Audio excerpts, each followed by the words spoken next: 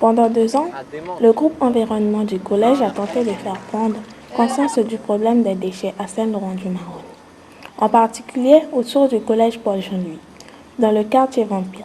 De part et d'autre du chemin des Sables Blancs, vivent une partie des élèves du collège. On y trouve de nombreuses décharges sauvages où s'accumulent toutes sortes de déchets. Bon bento na pere ko to wala de sami ala chobo sanse wa be awusu ya anya beni nyala to ku belanda dal ku bel wage ko tikala chay go to.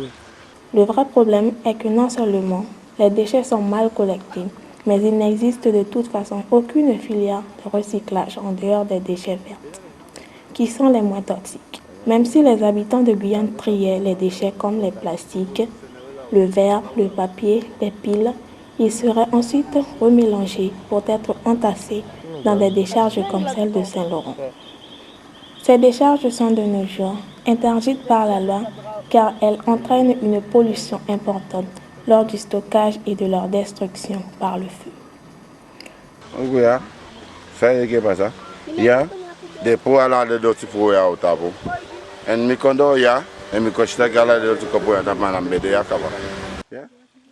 Que peut-on faire alors? Eh bien, les déchets ne font pas que gâcher le paysage. Ils polluent l'eau, le sol, l'air et mettent en danger la santé de la population. 1 litre d'huile de vidange, par exemple, pollue 100 000 litres d'eau, c'est-à-dire ce qu'une personne consomme en 2 ans. Une pile pollue des centaines de litres d'eau pendant des années. Une canette métallique peut mettre 100 ans à disparaître. Les déchets plastiques ou en verre mettent plusieurs siècles à disparaître. Chaque personne jette en moyenne 10 emballages par jour. Plastic niet pakken, man. Hier zitten 2 dingen erin. En ik heb een boek in mijn hand. Ik ga deze dingen erin allemaal kunnen showen. T'es obligé de prendre sa chambre avant les courses dans la main.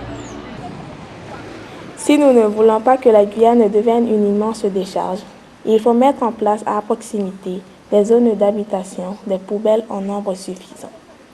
Il faut ensuite que les gens utilisent ces poubelles afin que les déchets soient collectés régulièrement sur des sites de traitement spécialement prévus. Il faut surtout réduire les déchets, utiliser des piles rechargeables, prendre des sacs plastiques pour les courses uniquement lorsque c'est nécessaire.